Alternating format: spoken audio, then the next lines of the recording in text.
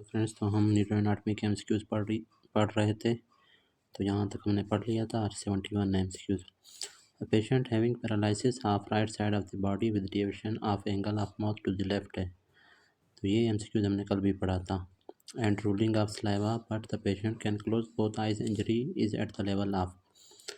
अब देखें पेशेंट को क्या है, राइट साइड का तो पैरालिसिस हो गया, हेमोप्लेजिया है राइट साइड के बॉडी की, और साथ में एंगल ऑफ माउथ उसका डिविएट हो रहा है टू द लेफ्ट डिविएट हो रहा है। इसका मतलब लेजन पैरालिसिस किस साइड पे, राइट साइड पे। जिस साइड पे पैरालिसिस होती है फेस में, उसके अपोजिट साइड पे एंगल क्या करता है, डिविएट करता है।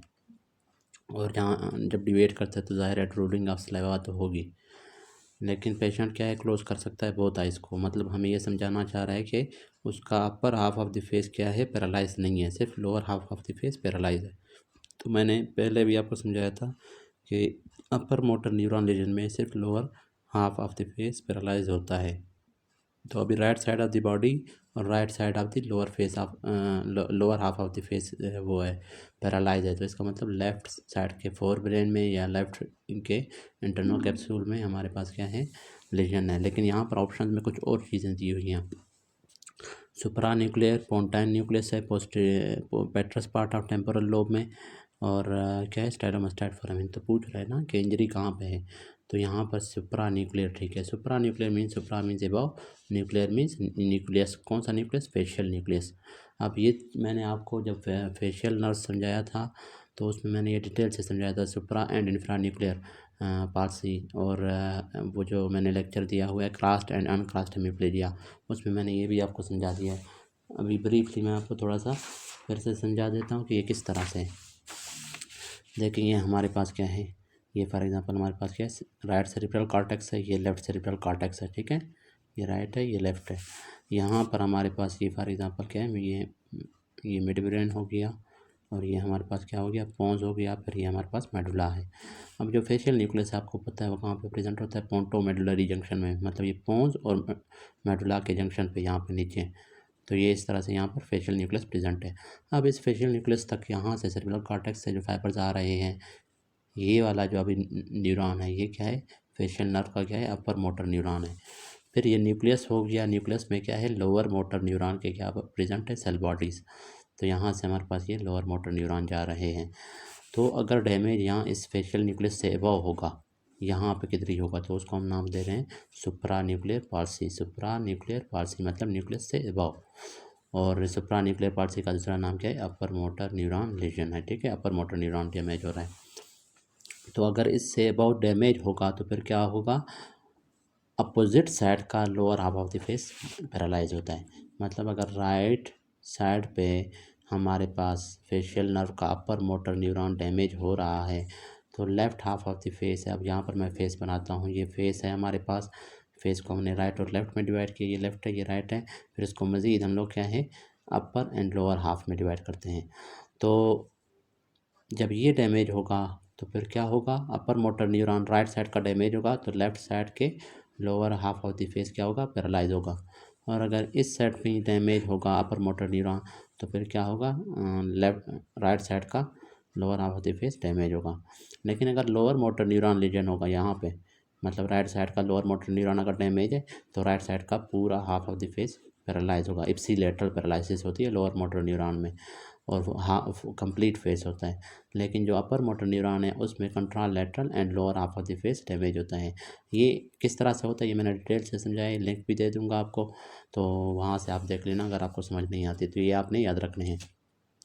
तो अब यहाँ पर उसने पूछा है कि कौन सा पार्ट सही है, अपर मोटर न्यूरॉन लीजन है ना, जाहिर है lower half of the face damage है, तो ये इसको हम, इसका दूसरा नाम क्या होता है, सुप्रा न्यूक्लियर पाल्सी।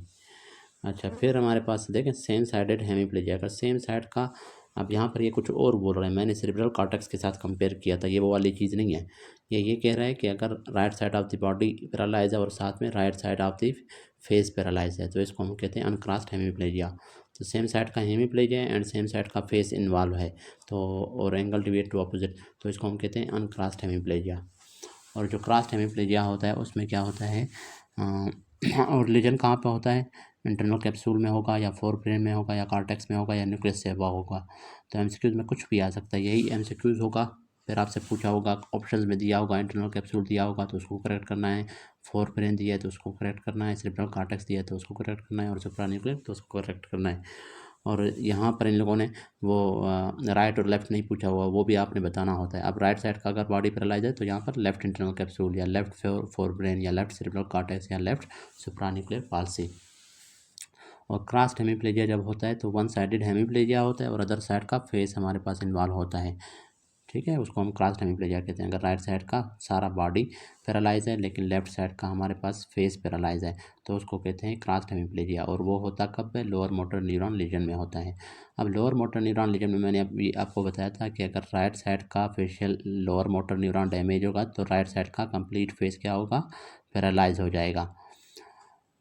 लेकिन जब राइट साइड का फेशियल नर्व डैमेज हो रहा है लोअर मोटर न्यूरॉन, उसी वक्त राइट साइड के कार्टिकोस्पाइनल ट्रैक भी डैमेज हो रहे हैं। तो राइट साइड के जब कार्टिकोस्पाइनल ट्रैक डैमेज हो रहे हैं और राइट साइड के कार्टिकोस्पाइनल ट्रैक मेडुला पे क्रॉस उन्होंने क्रॉस करना था, अपोजिट साइड पे जाना था, left side of the body में। तो जब लोअर मोटर न्यूरॉन लीजन होगा तो उसमें क्या होगा? Left side of the body paralyse होगा और right side of the face होगा और पूरा फेस होगा राइट साइड का। तो इसको हम लोग नाम दे रहे थे क्रॉस्ड हेमीप्लेजिया, मतलब एक साइड का फेस हो गया, अपोजिट साइड का बॉडी हो गया, और ये होता है लोअर मोटर न्यूरॉन लीजन में, ठीक है। ब्रेन स्टेम में अगर लीजन होगा कहाँ पे? पोन्स में या मेडुला में, मिड ब्रेन नहीं, ये मिड ब्रेन इन्होंने गलत लिखा हुआ है। तो एक साइड का हेमीप्लेजिया है, दूसरे साइड का फेस इन्वॉल्व है, तो लीजन कहाँ पे होगा? ब्रेन स्टेम में, पोन्स में या मेडुला में। अच्छा, फिर उसके बाद lesion of geniculo calcarine tract causes which defect है। जेनिकुलो नाम से जाहिर है जेनिकुलेट बॉडी से आ रहे हैं और ये जा रहे होते हैं विजुअल कॉर्टेक्स तक। इनका दूसरा नाम क्या होता है? ऑप्टिक रेडिएशन, विजुअल पाथवे का पार्ट है ना। ऑप्टिक ट्रैक होता है, फिर लेटरल जेनिकुलेट बॉडी से वो ऑप्टिक रेडिएशन जाते हैं विजुअल कॉर्टेक्स तक, जो कि ऑक्सीपिटल लोब में प्रेजेंट होता है। तो अगर जेनिकुलो कलक्राइन ट्रैक का लेजन होगा, मतलब ऑप्टिक रेडिएशन का लेजन होगा, तो उसमें भी मैंने आपको बताया था क्या होता है? होमोनाइमस हेमी इनोपिया। तो होमोनाइमस हेमी इनोपिया विथ मैक्यूलर स्पेरिंग। अच्छा, अब इसमें एक बात याद रखना कि ये जो मैक्यूला होता है, मैक्यूला का जो एरिया होता है रेटिना में जो होता है हमारे पास छोटा सा एरिया, अब वो मैक्यूला का जो एरिया होता है उसके लिए हमारे पास विजुअल कॉर्टेक्स में, रेटिना में तो होता है, विजुअल कॉर्टेक्स में भी, तो उसके लिए हमारे पास उसको परसीव करने के लिए वहाँ पर एक लोकेशन होगी, एक जगह होगी ना। तो विजुअल कॉर्टेक्स में जो हमारे पास मैक्यूला के लिए जो एरिया होता है, ये फॉर एग्जांपल ये हमारे पास क्या है? विजुअल कॉर्टेक्स, ये राइट साइड का है, ये लेफ्ट साइड का है, ठीक है। तो ये विजुअल कॉर्टेक्स है, ऑक्सीपिटल लोब में प्रेजेंट है। अब यहाँ पर हमारे पास जो मैक्यूला का एरिया होता है, अब ये विजुअल फील्ड है, ये इस आई का विजुअल फील्ड है, ठीक है। ये वाला जो एरिया है ये मैक्यूला के लिए है। सेम इसी तरह ये दूसरे इस साइड का, राइट साइड के विजुअल फील्ड का है, तो ये उसका विजुअल फील्ड है, और ये वाला छोटा सा एरिया उसका क्या है? मैक्यूला के लिए है। अब ये जो मैक्यूला वाला एरिया है, अब ये जो विजुअल कॉर्टेक्स है उसको कौन सप्लाई कर रहा होता है? Posterior cerebral arteries. कौन? पोस्टीरियर सेरेब्रल आर्टरीज, इसको भी, और ये जो मैक्यूला को भी सप्लाई कर रही है। लेकिन मैक्यूला को अब अगर ये डैमेज होगा तो विजुअल कॉर्टेक्स वाला ये सारा विजुअल फील्ड वाला एरिया क्या हो जाएगा?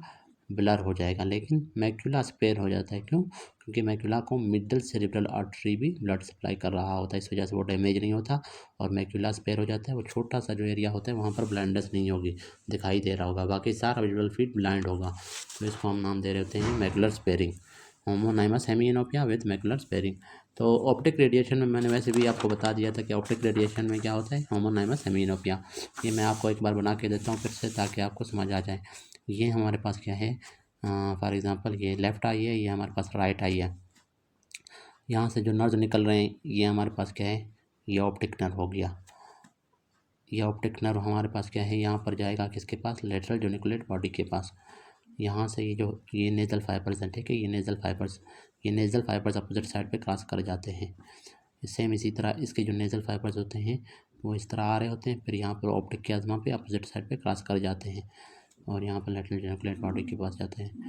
और ये जो लेटरल फाइबर्स हैं ये सेम साइड पे जाते हैं इस तरह से। अब ये जो है ये हमारे पास ऑप्टिक नर्व है, ये अगर डैमेज होगा ऑप्टिक नर्व तो फिर क्या होगा? कंप्लीट ब्लाइंडनेस होगी, क्योंकि नेज़ल फाइबर भी डैमेज हो रहे हैं, लेटरल फाइबर भी, तो नेज़ल और टेम्पोरल फील्ड दोनों डिस्ट्रॉय हो जाएंगे। तो ऑप्टिक नर्व में क्या होता है? एनोप्सिया होता है, एनोप्सिया मतलब ब्लाइंडनेस। ऑप्टिक नर्व का डैमेज होगा। अब ऑप्टिक कियाज़मा अगर डैमेज होगा ना, ये नेज़ल फाइबर्स, राइट के भी नेज़ल फाइबर्स हैं और लेफ्ट के भी नेज़ल फाइबर्स, ये अगर डैमेज होंगे। और नेज़ल फाइबर्स मैंने बताया था कि कौन से विजुअल फील्ड के सेंसेशन को कैरी कर रहे होते हैं, ये लेफ्ट टेम्पोरल फील्ड के।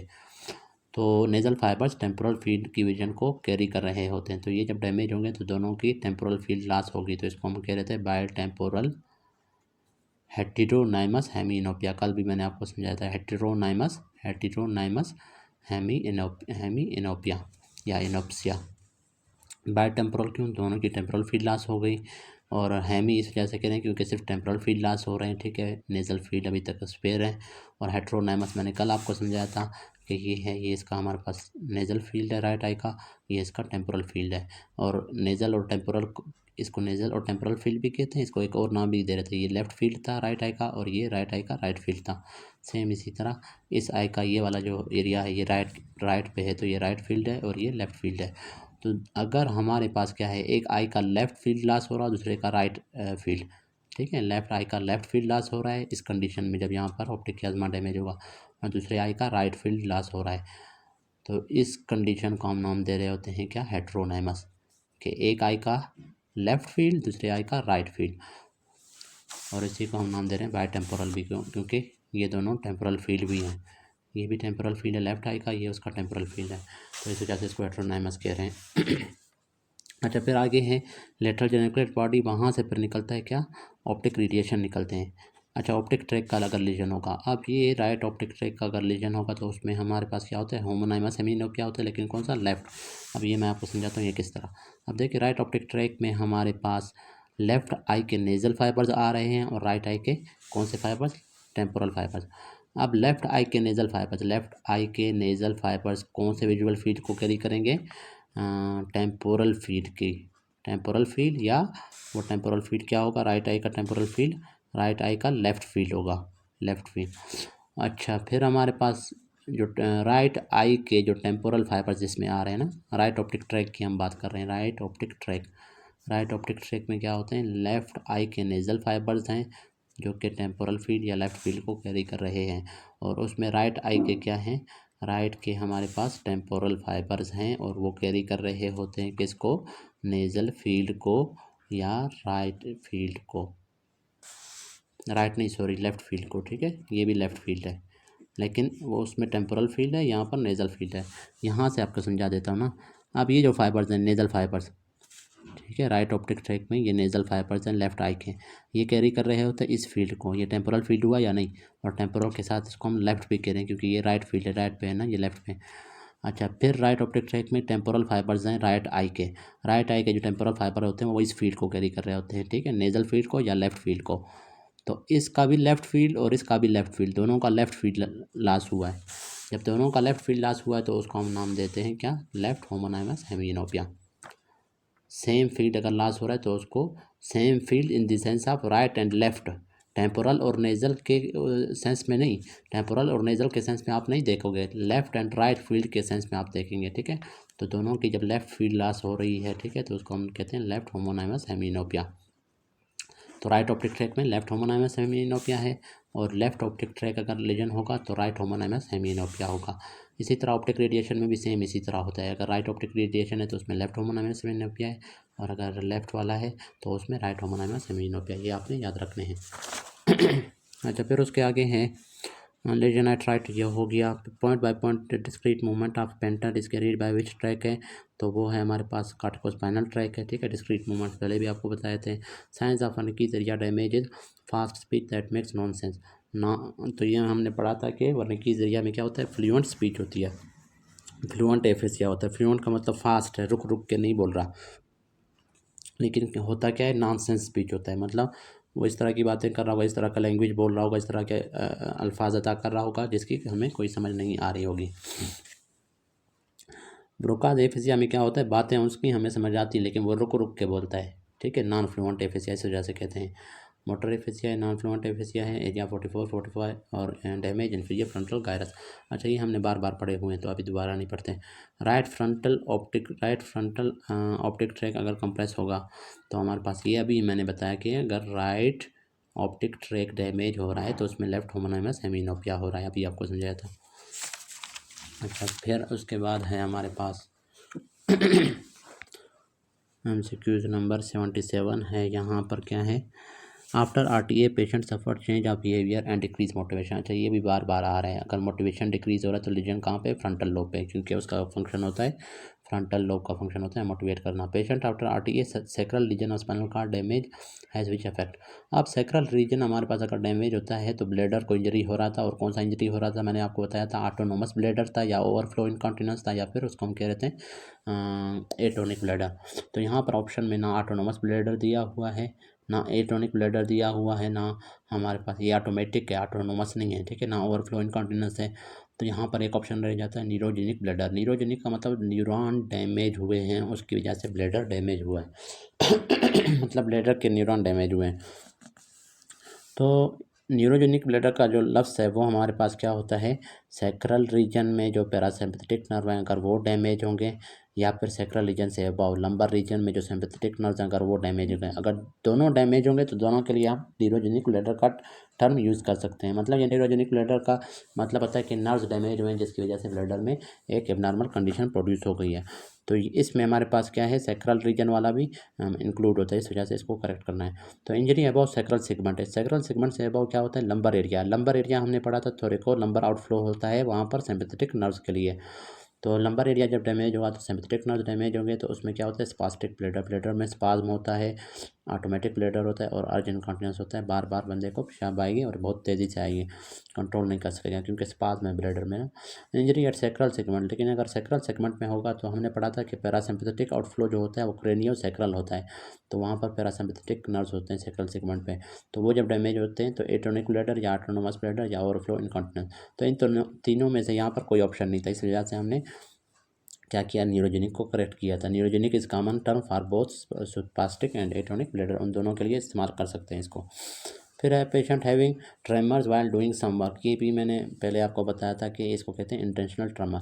जब आप कोई काम करना चाहते हैं, कोई चीज़ ग्रेस्ट करना चाहते हैं, उस वक्त अगर आपके ट्रेमर स्टार्ट होंगे उसको कहते हैं इंटेंशनल ट्रेमर। मतलब आपने इंटेंशन किया किसी चीज़ को ग्रेस्ट करने की, उस वक्त ट्रेमर स्टार्ट हुए, इंटेंशनल ट्रेमर इसको कहते हैं। तो ये कब होता है, सेरिबेलम में। अगर रेस्टिंग ट्रेमर्स होंगे तो वो पार्किंसन वगैरह में होते हैं। तो लीजन हमारे पास लीजन क्या नाम है, इंटेंशनल ट्रेमर है तो लीजन ऑफ सेरिबेलम है। रेस्टिंग ट्रेमर्स है तो लीजन ऑफ सब्सटेंशिया नाइग्रा होता है जो कि पार्किंसन डिजीज़ में होता है, ठीक है।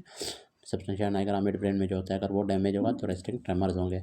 उसमें हमारे पास क्या थे, डोपामिनर्जिक न्यूरॉन डैमेज हो रहे थे ना।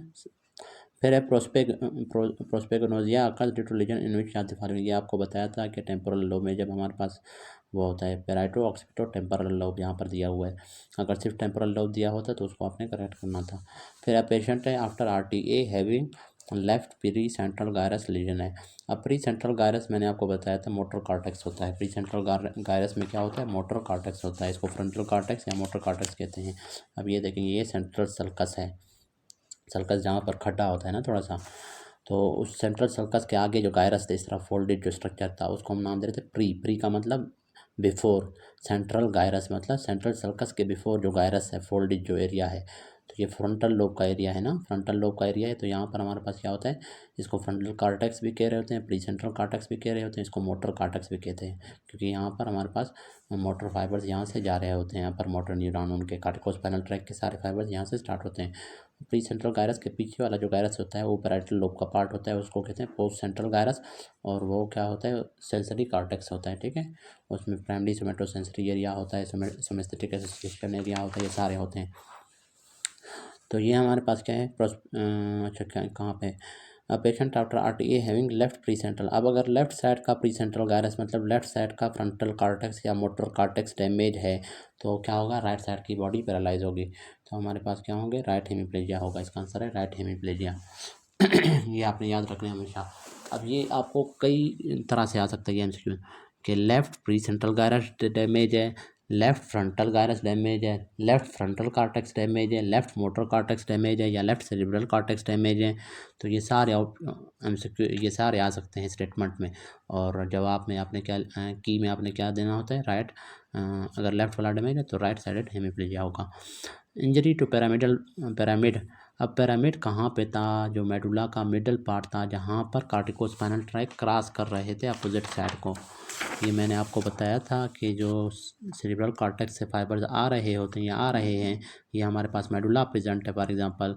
अब ये फाइबर्स यहाँ पे दरमियान में आके क्रॉस कर जाते हैं, इस साइड वाले भी यहाँ पर जब आ गए यहाँ पर क्रॉस कर जाते हैं। अब ये जो मिडल एरिया, ये वाला एरिया जहाँ पर ये फाइबर्स क्रॉस कर रहे होते हैं, इस फाइबर्स को, इस मिडल एरिया को हम नाम दे रहे होते हैं पिरामिड।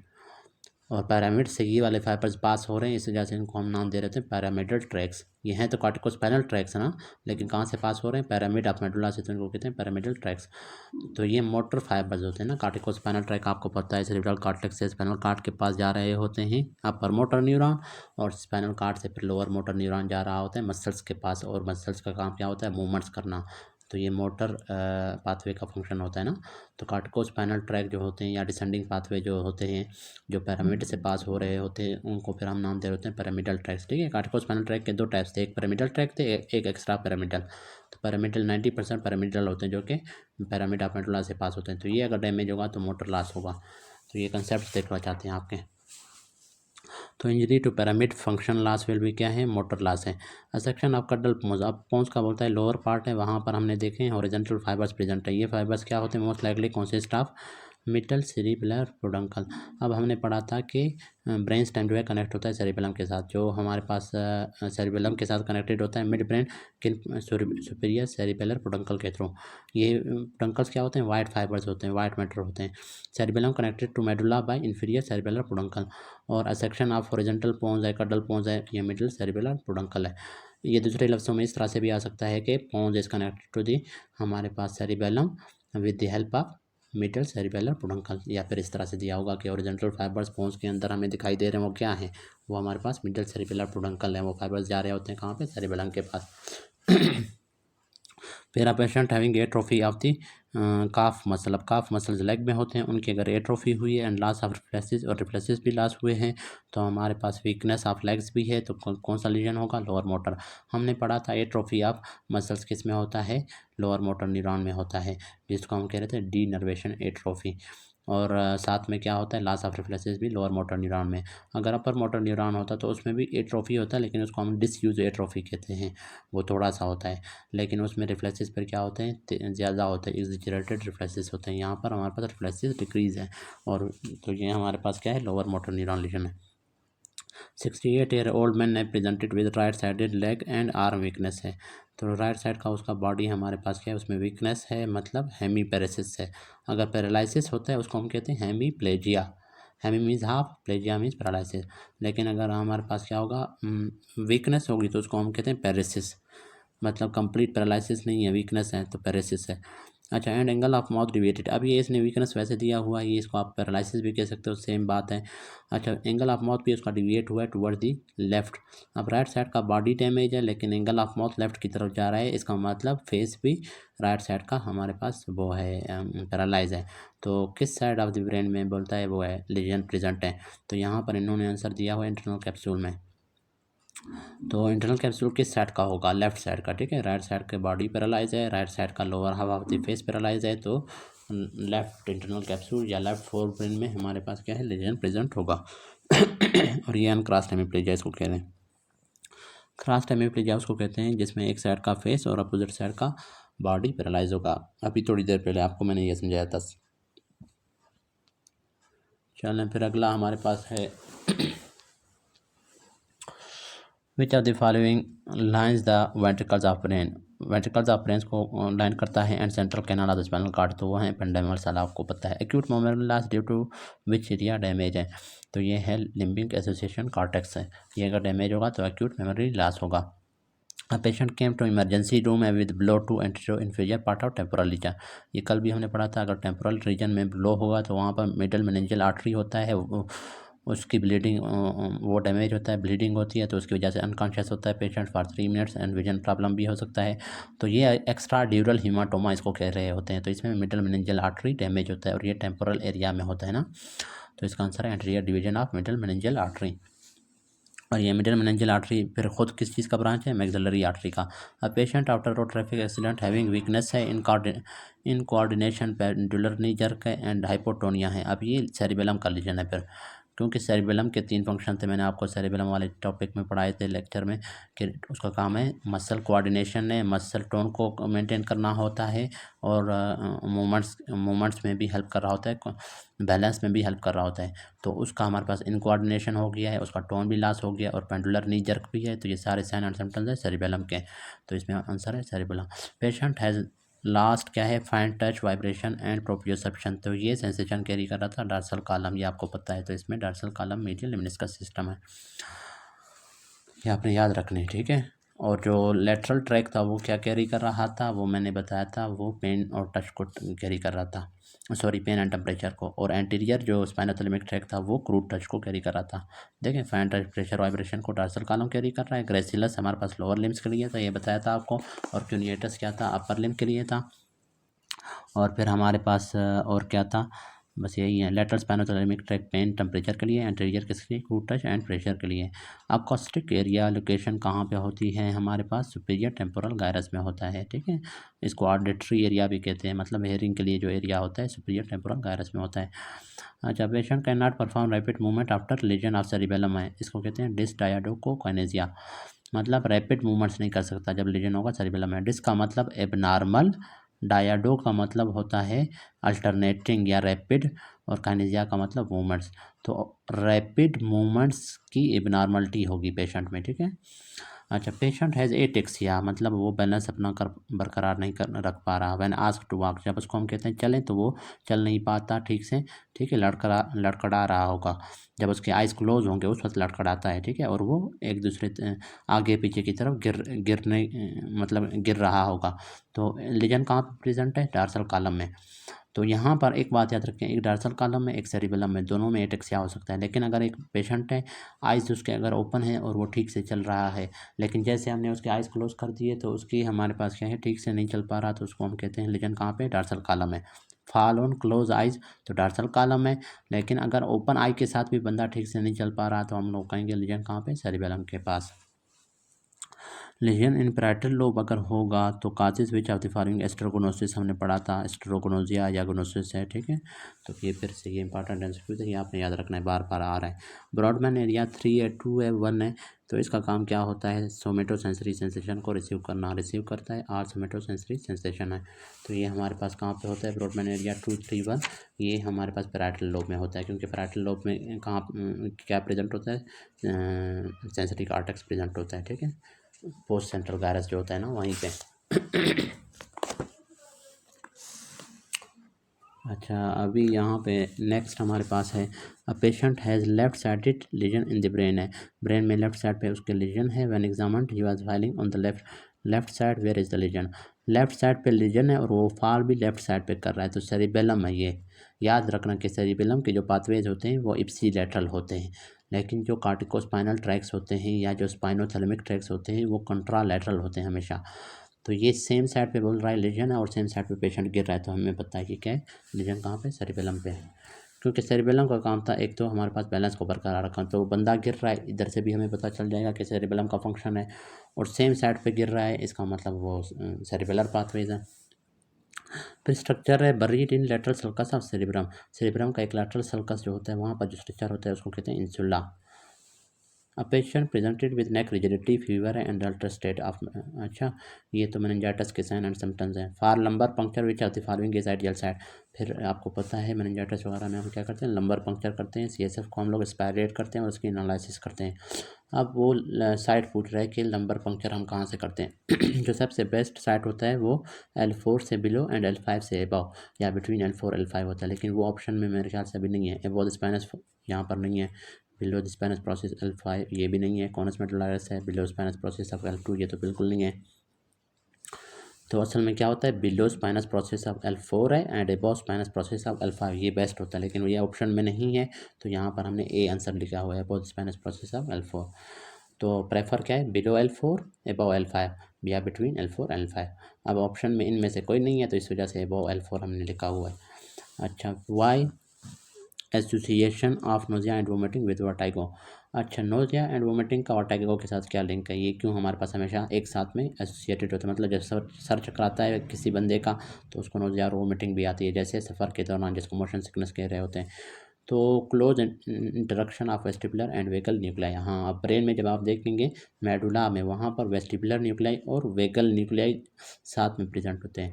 तो जब बंदे को वर्टाइगो होगा, वर्टाइगो किस वजह से हो रहा है, वेस्टिबुलर न्यूक्लियाई की वजह से, तो उसी वक्त वो वेगल न्यूक्लियाई को भी स्टिमुलेट कर सकता है। वेगल न्यूक्लियाई अगर स्टिमुलेट होगा तो क्या है, स्टमक में पेरिस्टाल्सिस, एंटी पेरिस्टाल्सिस होगी, फेरेंक्स और एसोफेगस वगैरह में सबको इनर्वेट किया वेगस नर्व ने ना, तो उसको जब एक्टिवेट करे, स्टिमुलेट करेगा तो एंटी पेरिस्टाल्सिस होकर वोमिटिंग हो सकती है। Only afferent nerve that carries information to the brain. अब यहाँ पर बहुत सारे नर्व दिए हैं, इनमें से होता है अफरेंट नर्व कौन सा है। अफरेंट नर्व का मतलब होता है सेंसरी नर्व, जो कि रिसेप्टर से सेंसेशन को कैरी कर रहा होता है, ब्रेन की तरफ या सीएनएस की तरफ ला रहा होता है। तो यहाँ पर ऑप्टिक नर्व सेंसरी नर्व है, हाइपोग्लोसल मोटर है, ग्लॉसोफरेंजियल मिक्स्ड नर्व है, ऑक्लोमोटर मोटर नर्व है, ट्रॉक्लियर भी मोटर नर्व है। तो यहाँ पर ऑप्टिक नर्व है। अच्छा करेक्टरिस्टिक, चले यहाँ से 100 तक पढ़ लिया, नेक्स्ट लेक्चर में फिर आगे पढ़ेंगे। Thank you. कुछ अगर समझ नहीं आया तो आप पूछ सकते हैं कमेंट्स में। Thank you.